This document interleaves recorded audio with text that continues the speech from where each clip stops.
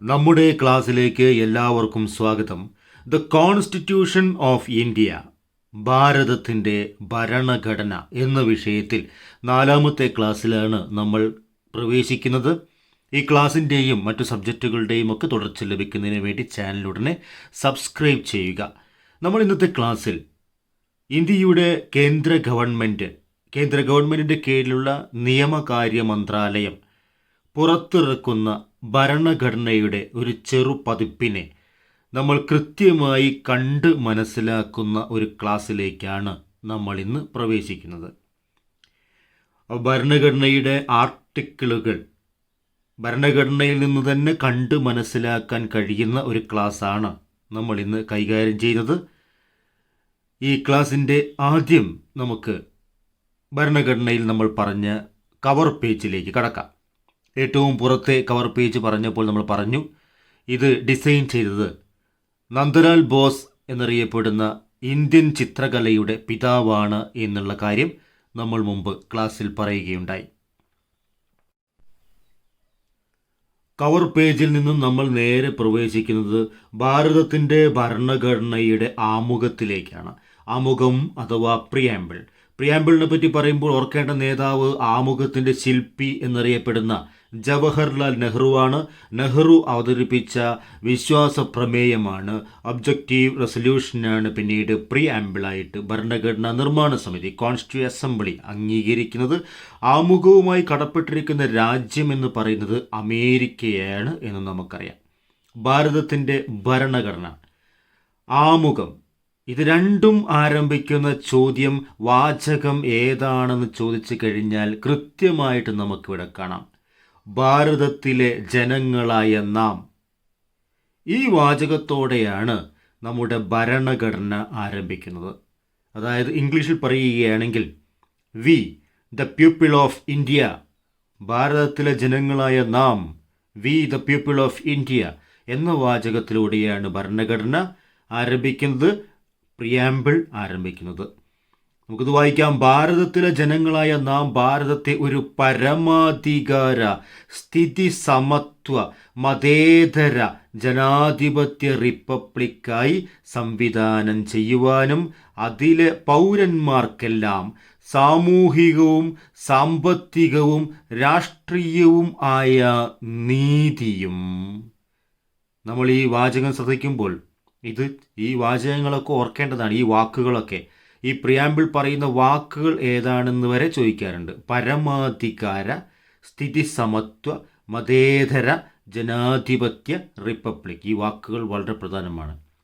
ഇതിൻ്റെ English version വായിക്കുകയാണെങ്കിൽ നമുക്ക് അറിയുന്നത്, we the people of India having solemnly resolved to constitute India into a sovereign പരമാധികാര, socialist, സ്ഥിതി സമത്വ, സെക്യുലർ, മതേതര, ഡെമോക്രാറ്റിക്, ജനാധിപത്യ റിപ്പബ്ലിക് എന്നുള്ളതാണ് ഇതിൻ്റെ ഒരു ഇംഗ്ലീഷ് വേർഷൻ. അതുകൂടി നമ്മൾ അറിഞ്ഞിരിക്കണം ഇംഗ്ലീഷിൽ പഠിക്കുകയാണെങ്കിൽ.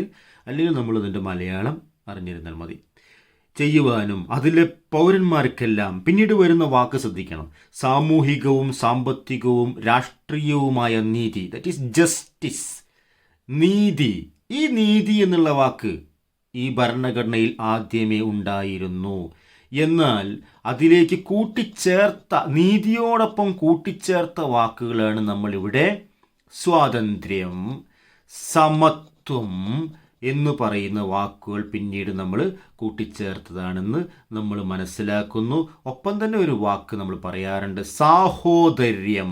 സാഹോദര്യം എന്ന് പറയുമ്പോൾ ഈ 3 വാക്കുകളും ഇവിടെ നിന്ന് വന്നു. നമ്മൾ പഠിച്ചത് ഫ്രഞ്ച് വിപ്ലവത്തിൻ്റെ ഫ്രാൻസിൽ നിന്ന് നമ്മൾ കൂട്ടിച്ചേർത്ത സമത്വ സങ്കല്പ വാക്കുകളാണ് ഈ 3 വാക്കുകൾ നമ്മൾ പഠിച്ചിട്ടുണ്ട്.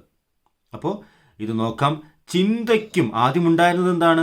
സാമൂഹികവും സാമ്പത്തികവും രാഷ്ട്രീയവുമായ നീതിയും. ഇത് ആദ്യമുള്ളതായിരുന്നു നീതി, ജസ്റ്റിസ് എന്നുള്ള വാക്ക്, that is justice, social, economic and political. അത് 3 വേർഡായി ഇംഗ്ലീഷിൽ പറയുന്നത്. അടുത്തത് ചിന്തയ്ക്കും ആശയപ്രകടനത്തിനും വിശ്വാസത്തിനും മതനിഷ്ഠയ്ക്കും ആരാധനയ്ക്കും ഉള്ള സ്വാതന്ത്ര്യം, ഇറ്റ് ഈസ് ലിബർട്ടി, പിന്നീട് കൂട്ടിച്ചേർത്ത വാക്കാണ്. Liberty of thought, expression, believe, faith and worship. അതിനാണ് നമ്മൾ ഈ വാചകങ്ങളെ നമ്മൾ ഇംഗ്ലീഷിലേക്കുള്ള ട്രാൻസ്ലേഷൻ പറയുന്നത്.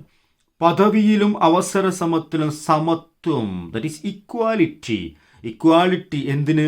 ദറ്റ് ഈസ് സ്റ്റാറ്റസ്, പദവി, ആൻഡ് ഓപ്പർച്യൂണിറ്റി, അവസരത്തിന്, and to promote among them all, എല്ലാവരെയും സംപ്രാപ്തമാക്കുവാൻ. അപ്പോൾ സ്വാതന്ത്ര്യം, സമത്വം, അവർക്കെല്ലാം ഇടയിൽ നമ്മൾ പറഞ്ഞത് എന്താണ്? വ്യക്തിയുടെ അന്തസ്സും രാഷ്ട്രത്തിൻ്റെ ഐക്യവും അഖണ്ഡതയും ഉറപ്പുവരുത്തിക്കൊണ്ട് സാഹോദര്യം പുലർത്തുവാനും, ദാറ്റ് ഈസ് ഫ്രറ്റേണിറ്റി അതുകൂടി ഉറപ്പിക്കാനും. അപ്പോൾ ഈ 3 വാക്കുകളെ നമ്മൾ ശ്രദ്ധിക്കണം.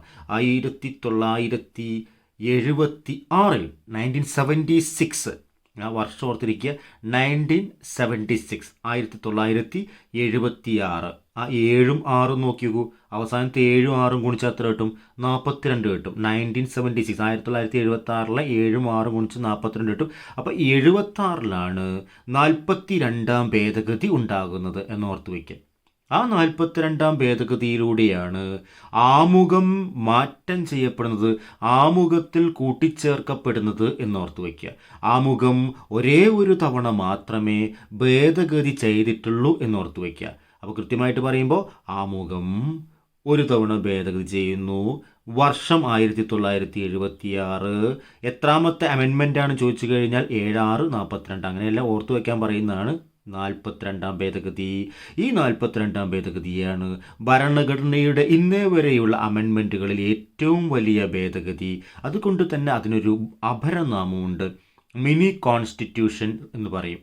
ആ ഭേദഗതിയെ നമ്മൾ പറയുന്നതാണ് ചെറുഭരണഘടന എന്ന് പറയുന്ന ഒരു സംഭവം. അപ്പോൾ ഈ 3 വാക്കുകളും കടമെടുത്തിരിക്കുന്നത്, ഈ സങ്കല്പങ്ങൾ കടമെടുത്തിരിക്കുന്നത് എവിടെ നിന്നാണ്? ഫ്രാൻസിൽ നിന്നാണ്. ഫ്രഞ്ച് വിപ്ലവവുമായി ബന്ധപ്പെട്ടത് കൊണ്ടാണ്. ഫ്രഞ്ച് വിപ്ലവത്തിൻ്റെ 1789 നടക്കുന്ന ഫ്രഞ്ച് വിപ്ലവത്തിൻ്റെ അനന്തരഫലമായിട്ടുണ്ടാക്കുന്ന വലിയ മുദ്രാവാക്യങ്ങൾ ലോകമെമ്പാടും ഏറ്റെടുത്തപ്പോൾ അതുപോലെ തന്നെ ഇന്ത്യയും ഏറ്റെടുത്തതാണ് ഈ മുദ്രാവാക്യങ്ങൾ. അപ്പോൾ അതുകൂടി ഓർത്തിരിക്കണം. സാഹോദര്യം എന്നുള്ള വാക്ക്, ഇതിൻ്റെ ഓർഡറും ഓർത്തിരിക്കണം. സ്വാതന്ത്ര്യം, സമത്വം, സാഹോദര്യം, ലിബർട്ടി, ഇക്വാലിറ്റി ആൻഡ് ഫ്രട്ടേണിറ്റി എന്നുള്ളതാണ് എൻ്റെ ഓർഡർ. അപ്പോൾ നമ്മൾ വേറൊരു കാര്യം പറയുന്നു. നമ്മുടെ ഭരണഘടനാ നിർമ്മാണ സഭയിൽ ഈ 1949 നവംബർ 26 ഇതിനാൽ ഈ ഭരണഘടനയെ സ്വീകരിക്കുകയും നിയമമാക്കുകയും നമുക്ക് തന്നെ പ്രദാനം ചെയ്യുകയും ചെയ്യുന്നു. അപ്പോൾ ഈ ഡേറ്റിൻ്റെ പ്രത്യേകത 1949 നവംബർ 26 ഈ ഭരണഘടന കോൺസ്റ്റിറ്റ്യൂവൻ്റ് അസംബ്ലി അംഗീകരിക്കുന്നത് എന്നുള്ള ചോദ്യത്തിൻ്റെ ഉത്തരം ആണ് ഇത്. അതുപോലെ തന്നെ ഈ ഡേറ്റ് വെച്ചാണ് ഇതിൻ്റെ താഴത്ത് ആരൊപ്പിടുന്നത്? ഈ സ്റ്റേറ്റ്മെൻറ്റിൻ്റെ താഴത്ത് ഡോക്ടർ രാജേന്ദ്ര പ്രസാദ്, അധ്യക്ഷൻ, ഭരണഘടനാ നിർമ്മാണ സമിതിയുടെ അധ്യക്ഷൻ, ഇത് അംഗീകരിച്ചുകൊണ്ട് ഒപ്പുവെക്കുന്നത്. അപ്പോൾ ഒരു ചോദ്യം ചോദിക്കാം, ഭരണഘടനയുടെ ആമുഖത്തിൽ കാണുന്ന തീയതി ഏത് എന്ന് ചോദിച്ചു കഴിഞ്ഞാൽ നിങ്ങൾക്ക് എന്തെഴുതാം? 1949 നവംബർ 26. ഭരണഘടന ആരംഭിക്കുന്ന വാക്ക് ചോദിച്ചു കഴിഞ്ഞാൽ എഴുതാം we the constitution of India. സമത്വം, സ്വാതന്ത്ര്യം, സാഹോദര്യം, ഇത് കാണുന്നത് എവിടെയെന്ന് ചോദിച്ചു കഴിഞ്ഞാൽ നമുക്ക് എഴുതാം ഇത് ആമുഖത്തിലാണ് കാണുന്നത്. ഇനി 1976 ഇവിടെ നോക്കിയാൽ മനസ്സിലാവും, ഇവിടെ കൊടുത്തിട്ടുണ്ട് 1976 ഭരണഘടന എത്രാം ഭേദഗതിയാണ്? ബ്രാക്കറ്റിൽ കൊടുത്തിട്ടുണ്ട് 42ാം ഭേദഗതി പ്രകാരം ആണ് ഈ പരമാധികാര ജനാധിപത്യ റിപ്പബ്ലിക് എന്നതിന് പകരം ചേർത്തത്. ആ ഒരു സ്റ്റേറ്റ്മെൻറ്റ് അവിടെ വരുന്നതും ഈ ഒരു ഭേദഗതിയിലൂടെയാണ് എന്ന് മനസ്സിലാക്കാം. അപ്പോൾ ഇപ്പോൾ നമ്മൾ കണ്ടത് ആമുഖത്തെയാണ്. ഇനി നേരത്തെ നമ്മൾ പരിചയിച്ച കുറച്ച് ആർട്ടിക്കിളുകളെ നമ്മൾ ഈ ഭരണഘടനയിൽ കൃത്യമായിട്ട് കണ്ട് നേരിട്ട് മനസ്സിലാക്കുന്നു. അടുത്തത് നമ്മൾ പറഞ്ഞു, ഭരണഘടനയിൽ ഉള്ളിലേക്ക് നോക്കുമ്പോൾ ഭരണഘടനയെ പാർട്ടാക്കി ഡിവൈഡ് ചെയ്തിട്ടുണ്ട്. പാർട്ട് അഥവാ ഭാഗം അഥവാ അധ്യായം. മൊത്തം 25 പാർട്ടുകളാണ് ഉള്ളതെന്ന് പറഞ്ഞു. 25 പാർട്ടുകളിലായിട്ട് സബ് ഡിവൈഡ് ആയിട്ടുള്ള ആർട്ടിക്കിളുകൾ അഥവാ അനുച്ഛേദങ്ങൾ അഥവാ വകുപ്പുകൾ, ആ പേരുകളൊക്കെ ശ്രദ്ധിക്കണം. ആർട്ടിക്കിൾ, അനുച്ഛേദം, വകുപ്പ്, ഇതുമായി ബന്ധപ്പെട്ട സബ് ഡിവൈഡ് വകുപ്പ് വരുന്നുണ്ട്. അപ്പോൾ 25 പാർട്ടാണുള്ളത്. ഓരോ പാർട്ടിലും ഉള്ള ആർട്ടിക്കിളുകളൊക്കെ കൂട്ടിക്കഴിഞ്ഞാൽ മൊത്തം 448 ആർട്ടിക്കിളുകളാണ് വരുന്നത്. നമ്മൾ ആദ്യത്തെ ഭാഗം പറഞ്ഞു, ദാറ്റ് ഈസ് ഭാഗം 1, പാർട്ട് 1, അധ്യായം 1, ഭാഗം 1 എന്താണ് പറയുന്നത് നോക്കാം. യൂണിയനും അതിൻ്റെ ഭൂപ്രദേശവും. അപ്പോൾ ഇങ്ങനെ ഓർത്തിരിക്കുക, part 1 says what is India, അല്ലെങ്കിൽ ഇന്ത്യ എന്താണ് എന്ന് പറയുന്നതാണ് ആരുടെ ചുമതല? Part 1, the union and it's territory. India എന്ന് പറയുന്ന യൂണിയനും അതിൻ്റെ ഭാഗങ്ങളുമാണ് പാർട്ട് 1 പറയുന്നത്. അപ്പോൾ പാർട്ട് 1മായി ബന്ധപ്പെട്ട് നമ്മൾ കുറച്ച് ആർട്ടിക്കിളുകളൊക്കെ ഇവിടെ പറയുന്നുണ്ട്.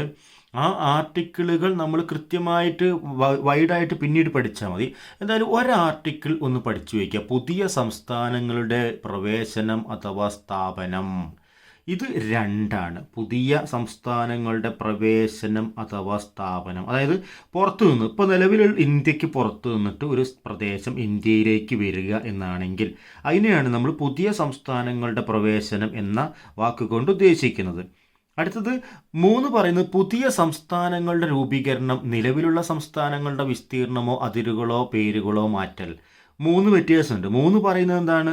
നിലവിൽ ഇപ്പോൾ തെലുങ്കാന എന്നുള്ളൊരു പുതിയ സംസ്ഥാനം, അത് ഇന്ത്യയിൽ തന്നെ ആയിരുന്നു, പക്ഷേ വേറെ സംസ്ഥാനത്ത് വിഭജിച്ചാണ് അത് രൂപീകരിക്കുന്നത്. അങ്ങനെയുള്ള കേസുകൾ വരുന്നത് 3ലാണ്. അപ്പോൾ ആർട്ടിക്കിൾ 2ഉം ആർട്ടിക്കിൾ 3ഉം പുതിയ സംസ്ഥാനങ്ങളുമായി ബന്ധപ്പെട്ട ആർട്ടിക്കിളുകളാണ് എന്നൊന്ന് പഠിച്ചു വയ്ക്കുക. ഇനി നമ്മൾ പഠിച്ചു വെക്കേണ്ടത് ഭാഗം 2 ആണ്, പാർട്ട് 2. പാർട്ട് 2 നോക്കൂ, നമ്മൾ പറഞ്ഞു പാർട്ട് 2 എന്താണെന്നുള്ളത്. പാർട്ട് 2 എന്ന് പറയുന്നത് പൗരത്വം ആണ്, സിറ്റിസൺഷിപ്പാണ്. സിറ്റിസൺഷിപ്പ് കടമെടുത്തിരിക്കുന്നത് ബ്രിട്ടനിൽ നിന്നാണ്, ഇംഗ്ലണ്ടിൽ നിന്നാണ്. പ്രത്യേകിച്ചും സിംഗിൾ സിറ്റിസൺഷിപ്പാണ് ഇന്ത്യയും ബ്രിട്ടനും കൊടുക്കുന്നത്. ഏക പൗരത്വമാണ് കൊടുത്തിരിക്കുന്നത്. അപ്പോൾ അതുമായി ബന്ധപ്പെട്ട കുറച്ച് ആർട്ടിക്കിളുകൾ നമുക്ക് കാണാൻ കഴിയും. അതായത് അതുമായി ബന്ധപ്പെട്ട ആർട്ടിക്കിളുകളുണ്ട്.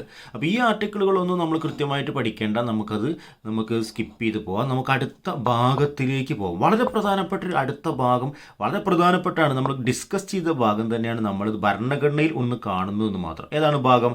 ഇറ്റ് ഈസ് ഭാഗം 3, പാർട്ട് 3 ആണ്.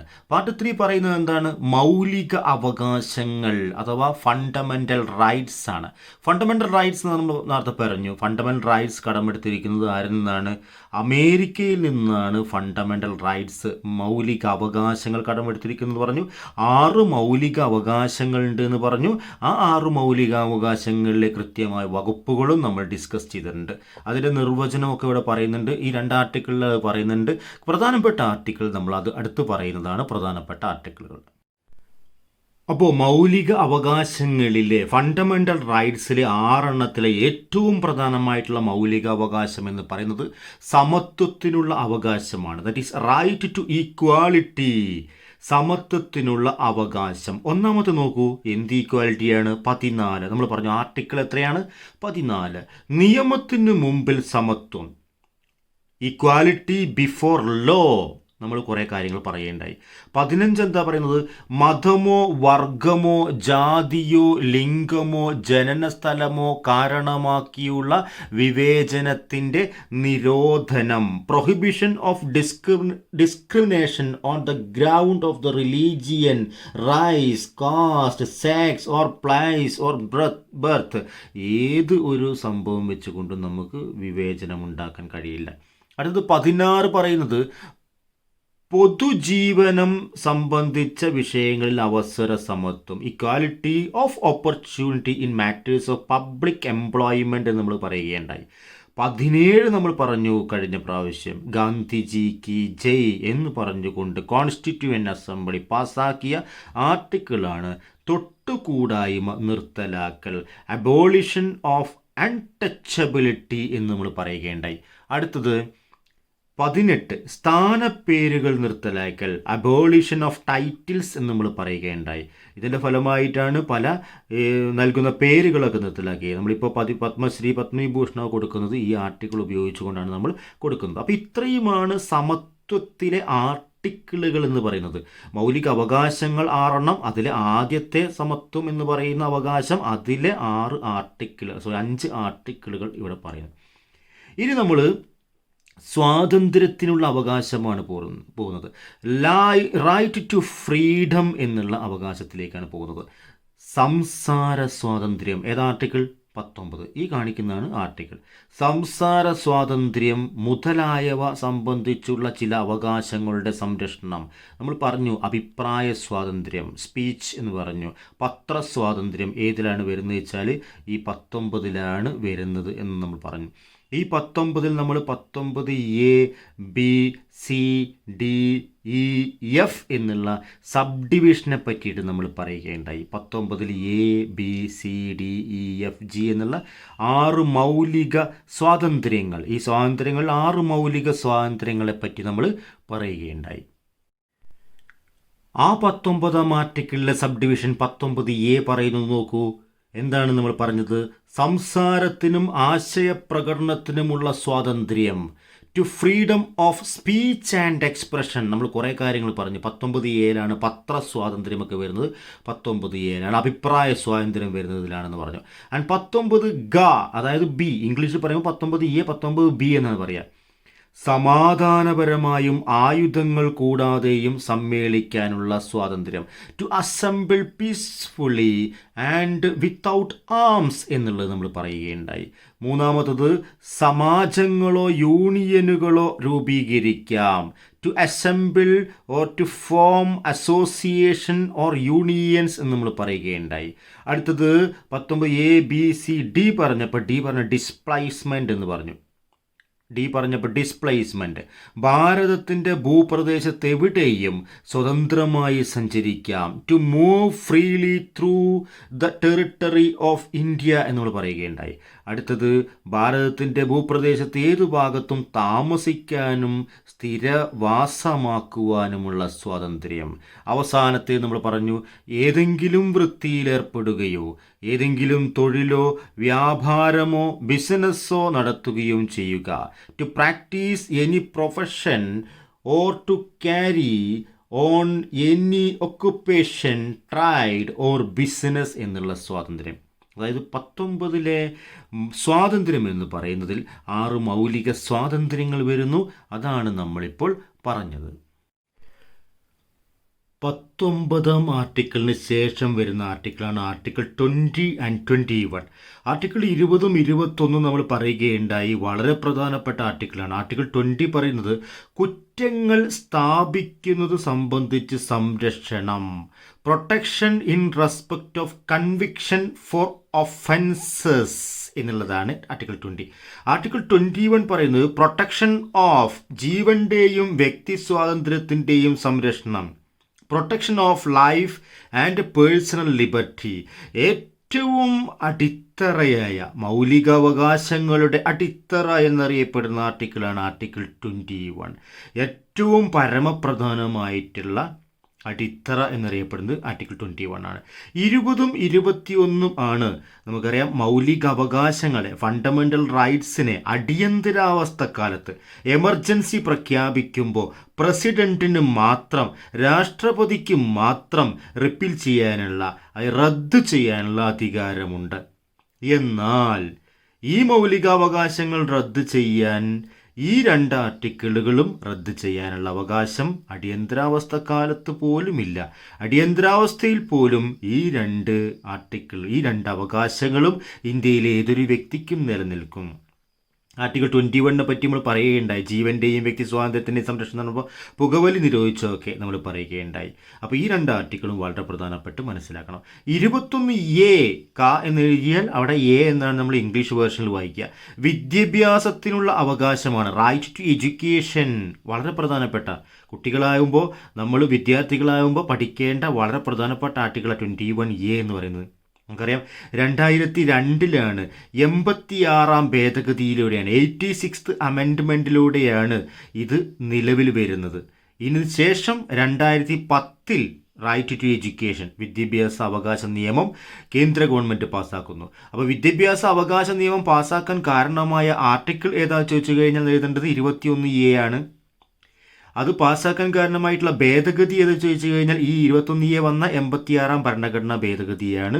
അത് വന്നത് 2002 എന്നാൽ വിദ്യാഭ്യാസ അവകാശ നിയമം പാസ്സാക്കപ്പെടുന്നത് 2010 ഇത് ആണ് ഓർത്തു വയ്ക്കേണ്ടത് 21A പറ്റിയിട്ട് പറയുമ്പോൾ. എപ്പോഴും 21A ഇങ്ങനെ കാണുമ്പോൾ മനസ്സിലാക്കേണ്ടത് പിന്നീട് അമെൻമെൻറ്റിലൂടെ കൂട്ടിച്ചേർത്ത ആർട്ടിക്കിളോ അല്ലെങ്കിൽ പാർട്ടോ അല്ലെങ്കിൽ ഭാഗമോ ഷെഡ്യൂളോ ഒക്കെ ആയിരിക്കും.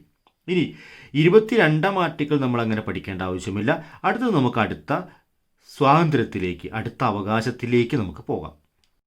അങ്ങനെ സമത്വത്തിനും സ്വാതന്ത്ര്യത്തിനും ശേഷം 3ാമത്തെ മൗലിക അവകാശത്തിലേക്ക് വരികയാണ്.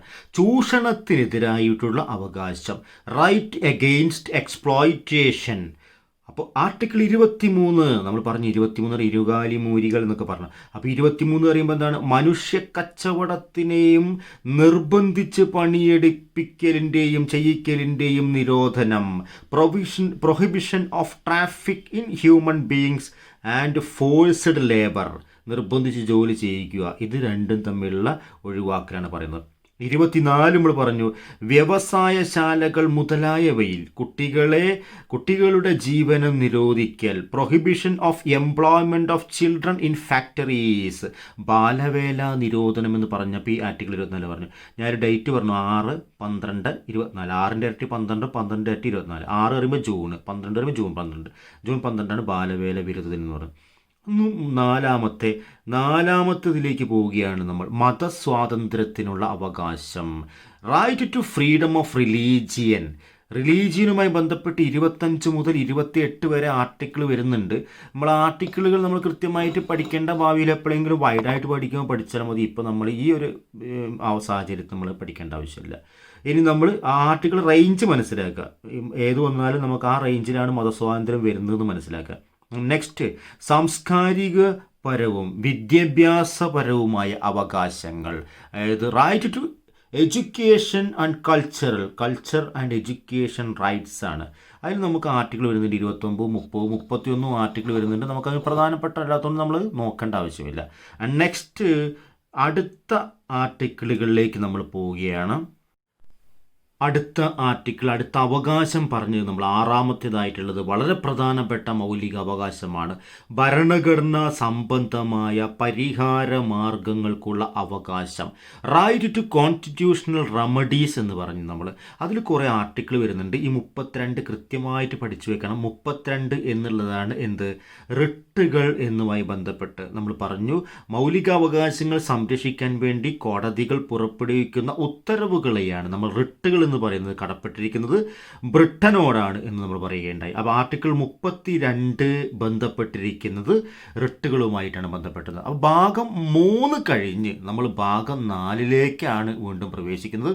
വളരെ പ്രധാനപ്പെട്ട ഒരു സെക്ഷനാണ് രാഷ്ട്ര നയത്തിൻ്റെ നിർദ്ദേശക തത്വങ്ങൾ എന്നുള്ള ഈ സെക്ഷനിലേക്ക് പ്രവേശിക്കുമ്പോൾ നമുക്ക് അടുത്ത ക്ലാസ്സിൽ ഇത് ചെയ്യാം. ഈ ക്ലാസ്സിൽ മൗലിക അവകാശങ്ങളും ഭരണഘടനയെ പരിചയപ്പെടലും അതിൻ്റെ പ്രത്യേകതയും ആമുഖത്തിൽ നിന്ന് വരുന്ന ചോദ്യങ്ങളുമൊക്കെയാണ് നമ്മൾ ഡിസ്കസ് ചെയ്യുന്നത്. അടുത്ത ക്ലാസ്സും നമുക്കിതിൽ ഡീറ്റെയിൽ ആയിട്ട് തന്നെ ഇമ്പോർട്ടൻറ്റ് പോയിൻ്റായിട്ട് പറഞ്ഞിട്ട് നമുക്ക് ചെയ്യാം. തീർച്ചയായിട്ടും ഈ ക്ലാസ്സുകൾ നിങ്ങൾക്ക് ഇഷ്ടപ്പെട്ടിരിക്കുന്നു എന്ന് കരുതുന്നു. ഇഷ്ടപ്പെട്ടിരിക്കുന്നുവെങ്കിൽ തീർച്ചയായിട്ടും നിങ്ങളിത് സബ്സ്ക്രൈബ് ചെയ്യണം. ഇതുവരെ സബ്സ്ക്രൈബ് ചെയ്തിട്ടില്ലെങ്കിൽ ഉടനെ സബ്സ്ക്രൈബ് ചെയ്ത് സഹകരിക്കുക, ഷെയർ ചെയ്യുക, കമൻറ്റ് ചെയ്യുക. നന്ദി. നമുക്ക് അടുത്ത ക്ലാസ്സിൽ വളരെ പെട്ടെന്ന് വീണ്ടും കാണാം. ഓക്കെ.